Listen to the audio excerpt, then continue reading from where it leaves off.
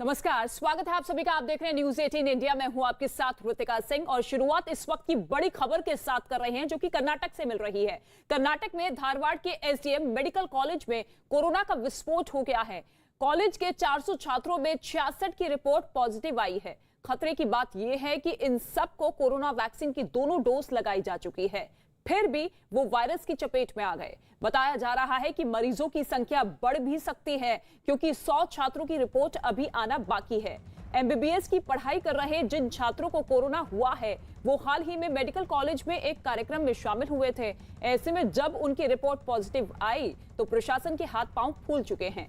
फौरन 2 हॉस्टल को सील कर दिया गया है। इसके अलावा आला अधिकारियों के साथ जिले के डीएम खुद वहां पहुंचे। साथ ही स्वास्थ्य विभाग की टीम को भी कोरोना टेस्ट करने के लिए कहा गया है।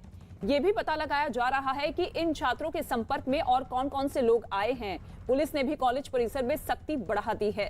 तो कर्नाटक के धारवाड़ में ये कोरोना विस्फोट हुआ है। 66 ऐसे स्टूडेंट्स हैं जो कि कोरोना वायरस से संक्रमित पाए गए हैं। हालांकि 2 कॉलेजेस को सील कर दिया गया है, लेकिन अब ये कोरोना संक्रमितों का आंकड़ा बढ़ भी सकता है क्योंकि 100 छात्रों की रिपोर्ट अभी आना बाकी है। लेकिन 66 ऐसे छात्र हैं जिनमें कोरोना की पुष्टि हो चुकी है। एक तरफ लगातार कोरोना के केसेस कम होते हुए दिखाई दे रहे थे, लेकिन अब एक बार फिर से कोरोना संक्रमण में तेजी होती हुई दिखाई दे रही है और ऐसे में कर्नाटक के धारवाड़ में ये कोरोना विस्फोट हुआ है और इसी विस्फोट की वजह से दहशत में अब लोग आ चुके हैं। मेडिकल कॉलेज ये बताया जा रहा है जिसके 66 छात्र कोरोना पॉजिटिव पाए गए हैं। 100 छात्रों की रिपोर्ट अभी आना बाकी है। इससे पहले हमने आपको जयपुर का भी हाल बताया था कि किस तरीके से जयपुर के एक स्कूल में बच्चे कोरोना पॉजिटिव पाए गए थे, लेकिन अब कर्नाटक के छात्र भी कोरोना पॉजिटिव पाए गए हैं। टीके के दोनों डोज लेने के बावजूद ये 66 छात्र संक्रमित है और ऐसे में चिंता और ज्यादा बढ़ गई है क्योंकि कोरोना वैक्सीनेशन की दोनों डोज इन छात्रों को लग चुकी थी, लेकिन इसके बावजूद ये कोरोना से संक्रमित पाए गए और ऐसे में अब ये पता लगाने की कोशिश की जा रही है कि ये छात्र, ये स्टूडेंट्स आखिर किन किन लोगों के संपर्क में आए थे ताकि उनकी पहचान की जाए, उनकी भी टेस्टिंग करवाई जाए। लेकिन कर्नाटक के इस एमबीबीएस कॉलेज में कोरोना विस्फोट के बाद स्वास्थ्य विभाग में भी हड़कंप मच चुका है। अब टेस्टिंग बढ़ा दी गई है और साथ ही साथ सख्ती से नियमों को लागू करने के लिए भी कदम उठाए जा रहे हैं।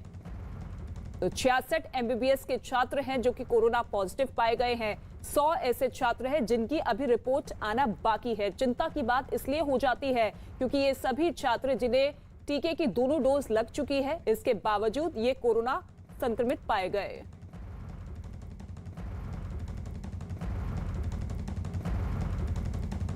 और इसी बीच दक्षिण अफ्रीका में कोरोना वायरस के एक नए वेरिएंट का पता चला है जो डेल्टा वेरिएंट से भी ज्यादा खतरनाक हो सकता है।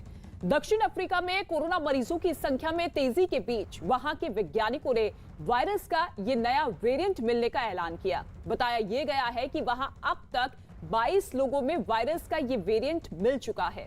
वैज्ञानिकों के मुताबिक इस नए वेरिएंट की वजह से दक्षिण अफ्रीका में कोरोना मरीजों की तादाद फिर से बढ़ने लगी और अब वहां पिछले महीने की तुलना में 12 गुना ज्यादा नए मरीज हर रोज सामने आ रहे हैं। यही नहीं, दक्षिण अफ्रीका से बोत्सवाना और हांगकांग पहुंचे कुछ लोगों में भी कोरोना का यही वेरिएंट पाया गया है। हालांकि अभी इसके बारे में बहुत जानकारी सामने नहीं आई है, लेकिन फिर भी आशंका जताई जा रही है कि ये नया वेरिएंट भारत में दूसरी लहर के लिए जिम्मेदार डेल्टा वेरिएंट से भी ज्यादा खतरनाक हो सकता है।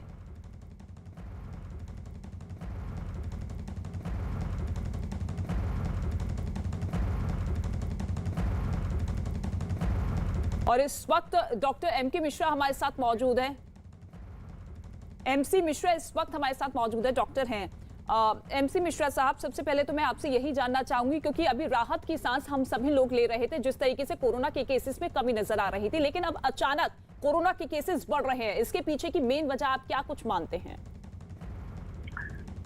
नहीं, इसके पीछे की वजह देखिए, आप लोग भी इस बात को बार बार लोगों को समझा रहे हैं कि कोरोना अभी गया नहीं है और हम सबको बचाव के उपाय बराबर करते रहना चाहिए क्योंकि कोई भी ढिलाई इस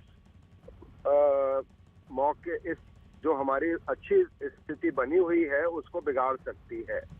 और ये बात सबको समझ में आनी चाहिए। केसेस कम हो गए हैं, थोड़े से बढ़े हैं। अभी कर्नाटक में जैसे एक मेडिकल कॉलेज में 66 छात्रों की बात चल रही है, फॉरेस्ट ऑफिशियल्स के 11 लोगों की बात चल रही है जी।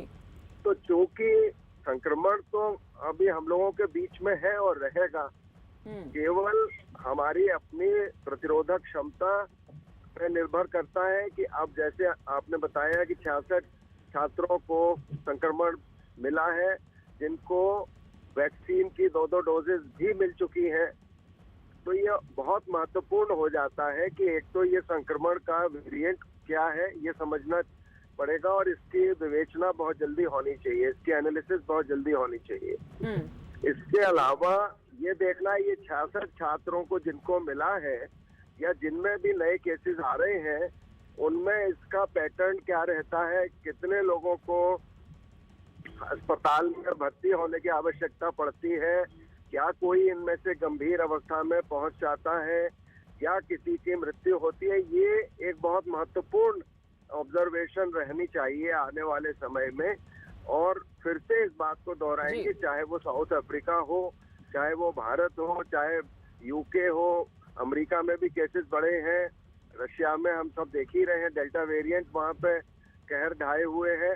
तो अब कौन सा वेरिएंट जो साउथ अफ्रीका में निकला है वो डेल्टा जैसा है, डेल्टा से ज्यादा घातक है, डेल्टा से कम घातक है, ये तो समय बताएगा। लेकिन ये अवश्य है कि संक्रमण अभी गया नहीं है और जाएगा भी नहीं। बिल्कुल, संक्रमण अभी भी हमारे बीच में है और इस बात को लोगों को समझना होगा, लापरवाही ना बरते। शुक्रिया सर हमसे बातचीत करने के लिए। सहयोगी रवि इस वक्त हमारे साथ मौजूद है। रवि, देखिए दहशत का माहौल तो है और ये कहीं ना कहीं आंकड़े बताते हैं जिस तरीके से स्कूली बच्चों में, मेडिकल छात्रों में कोरोना पॉजिटिव पाया जा रहा है कि तीसरी लहर की दस्तक आ सकती है। तीसरी लहर को लेकर अभी कहना बहुत मुश्किल है, लेकिन कई देशों में इसकी शुरुआत जरूर कही जा रही है। जो एक्सपर्ट ये जरूर कह रहे हैं कि हो सकता है, इसकी आशंका है, लेकिन कितनी ज्यादा खतरनाक होगी। लेकिन केंद्र सरकार के सामने और सरकारों के सामने इस समय सबसे बड़ी चिंता और चुनौती इस बात को लेकर है कि जो नया वेरिएंट मिला है, खास करके साउथ अफ्रीका, बोत्सवाना, हांगकांग में कुछ केसेस आए हैं, तो केंद्र सरकार की तरफ से एक चिट्ठी लिखी गई है राज्यों को, और राज्यों से ये कहा गया है कि अगर जो बाहर से आने वाले लोग हैं, जो विदेशों से आने वाले लोग हैं, उनकी सघन जांच की जाए और जीनोम सीक्वेंसिंग की जाए। अगर वो पॉजिटिव केसेस उनमें होता है, पॉजिटिव संक्रमण अगर पाया जाता है, तो जीनोम सीक्वेंसिंग की जाए। जीनोम सीक्वेंसिंग के जरिए पता चलता है कि जो संक्रमित मरीज है उसमें कौन सा वेरिएंट है उसमें मौजूद। तो सबसे बड़ी बात यह है कि जो नया वेरिएंट है, क्योंकि अभी लॉकडाउन खुला है, तमाम देशों में खुला है, भारत में भी ढील दी गई है जैसे ही केस में कमी आई, और अंतरराष्ट्रीय जो मुसाफिर हैं विदेशों में भी आवाजाही वेरिएंट के बाद केंद्र सरकार भी पूरी तरीके से सतर्क हो चुकी है और राज्य सरकारों को चिट्ठी लिखकर एडवाइजरी जारी की गई है। शुक्रिया रवीश तमाम जानकारी के लिए आपका। और अब बात जयपुर की। जयपुर में भी तेजी से कोरोना के केसेस बढ़ने के बाद चिंता बढ़ गई है। जयपुर में एक दिन में कोरोना के 17 नए मामले सामने आने के बाद लोग दहशत में आ गए हैं। इन 17 में से 6 बच्चे भी शामिल हैं, जिसकी वजह से बच्चों में कोरोना का खतरा बढ़ने की आशंका जताई जा रही है। जबकि झालाना के सरकारी स्कूल के 2 बच्चे भी पॉजिटिव पाए गए हैं, जबकि ऑनलाइन पढ़ाई कर रहे 2 बच्चों की भी कोरोना रिपोर्ट पॉजिटिव आई है। भवानी इस वक्त हमारे साथ मौजूद है। भवानी, जमीनी तौर पर क्या कुछ एहतियातन कदम उठाए जा रहे हैं कोरोना के इस बढ़ते विस्फोट को देखते हुए? देखिए रितिका, कोरोना कैसे तेजी से बढ़ रहा है इसका अंदाजा आप इससे लगाइए कि 1 नवंबर को जयपुर में 0 केस थे, कोई केस नहीं था, और अब 25 नवंबर तक, कल तक जयपुर में 17 केस हो गए बढ़कर, और ये रफ्तार लगातार बढ़ती जा रही है। और उसमें सबसे ज्यादा चिंता की बात है कि बच्चों के अंदर आ रहे हैं। अभी कल 6 बच्चों में आया, इससे पहले 2 दिन पहले 12 बच्चों के अंदर आया। तो तकरीबन हम पिछले 1 सप्ताह हो गया जब तकरीबन 8 से ज्यादा स्कूलों के अंदर बच्चे पॉजिटिव आ चुके हैं। जयपुर में जीनोम सीक्वेंसिंग की लैब है। अब जो सरकार है उसके अंदर ये वेरिएंट का जो इश्यू सरकार जो सेंट्रल गवर्नमेंट से चिट्ठी आई है उसके बाद में यहाँ पर जिनडाउन सीक्वेंसिंग के जरिए देखा जाएगा कि जो ये वेरिएंट है, जो अफ्रीका से, हांगकांग से नया वेरिएंट आ रहा, क्या ये तो नहीं है। तमाम चीजों को देखा जाएगा। पूरे राजस्थान में 29 केसेस है, लेकिन सबसे चिंता की बात है जयपुर के लिए। जी बिल्कुल, और कोरोना की दस्तक लगातार जयपुर में जारी है। शुक्रिया भवानी सिंह इस तमाम जानकारी के लिए आपका। और इसके साथ ही आपको ये बता दें कि राजस्थान के मुख्यमंत्री अशोक गहलोत ने केंद्र सरकार से अपील की है कि कोरोना की वजह से हुई मौतों पर पूरे देश में एक सर्वे हो और हर राज्य से सही आंकड़े जुटाए जाए। अशोक गहलोत ने पीड़ित परिवारों के लिए आर्थिक सहायता दिए जाने की भी मांग की है। मैंने कहा है कि पूरे कंट्री का सर्वे होना चाहिए। अगर आंकड़े सच्चे आएंगे सरकार के पास में, सरकार चाहे भारत सरकार हो तो राज्य सरकार हो, जितना आंकड़ा कोई सर्वे का भी होता है, बड़ी बड़ी एजेंसियां करती की सरकार की एजेंसियां हैं, जैसे NSSO है जो शानदार सर्वे करता है आजादी के बाद से ही। उनके आंकड़े जब आते हैं उसके आधार पर हर विभाग सरकार का वो अपनी भावी नीतियां बनाता है। अगर आंकड़े छिपे रहेंगे राज्यों के अंदर, उचित नहीं होगा। हर राज्य सरकार को चाहिए ईमानदारी से जो जिनकी डेथ हुई कोरोना के अंदर उसका ढंग से सर्वे हो। और कृषि कानूनों की वापसी के ऐलान के बाद भी किसान संगठन आंदोलन से पीछे हटने के मूड में नहीं है। कृषि कानूनों के विरोध में चलाए जा रहे किसान आंदोलन के 1 साल पूरे होने पर किसानों ने आज देश भर में जश्न मनाने का ऐलान किया। इसके लिए पंजाब, हरियाणा और उत्तर प्रदेश के कई जिलों से किसानों का जत्था ट्रैक्टर के साथ दिल्ली पहुंच गया है। किसान संगठनों ने साफ कर दिया है कि जब तक उनकी दूसरी मांगे नहीं मान ली जाती तब तक वो आंदोलन खत्म नहीं करेंगे। प्रधानमंत्री नरेंद्र मोदी के ऐलान के बाद कैबिनेट में भी 3 कृषि कानूनों को रद्द करने के प्रस्ताव को मंजूरी मिल चुकी है, लेकिन किसान अभी भी दिल्ली की सीमाओं पर डेरा जमाए हुए हैं। किसानों की मांग ये है कि उन्हें MSP की गारंटी दी जाए। जिन किसानों ने आंदोलन में अपनी जान गंवाई है उन्हें मुआवजा दिया जाए। इसके साथ ही जिन किसानों पर मुकदमे दर्ज किए गए हैं उन्हें वापस लिए जाए। इन मांगों को लेकर किसान अभी भी दिल्ली बॉर्डर पर डटे हुए हैं। तारीख को फिर हमारी संयुक्त मोर्चे की मीटिंग है। अगली रणनीति हम उसमें तय करेंगे। 26 तारीख को हमारा हर मोर्चे पे हमारा प्रोग्राम है। देश की राजधानियों पे प्रोग्राम हमारा प्रदर्शन रहेगा।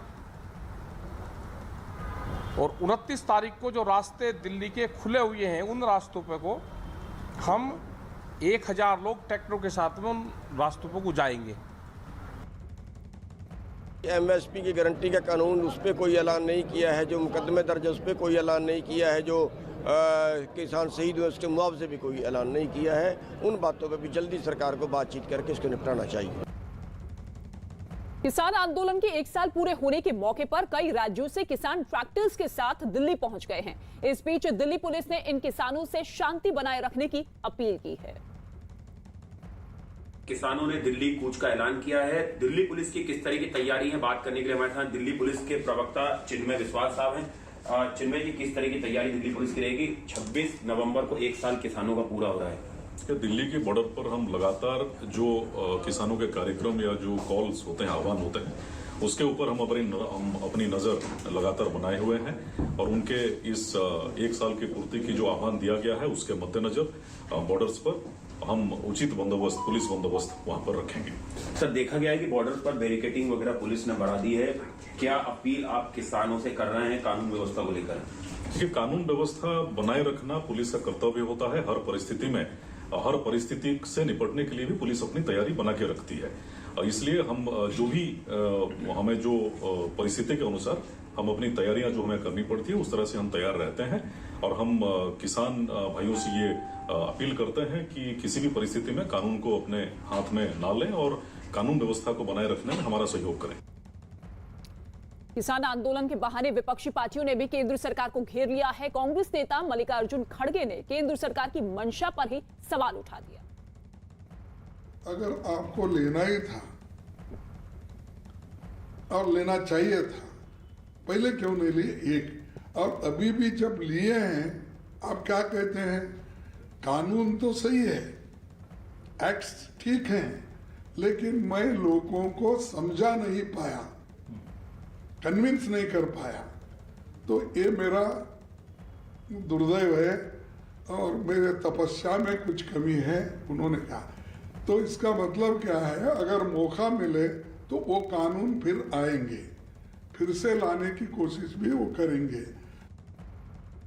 और वहीं सीपीएम नेता वृंदा केरात ने भी किसानों की मांगों का समर्थन किया है। उन्होंने कहा कि सरकार को एमएसपी पर जल्द फैसला लेना चाहिए।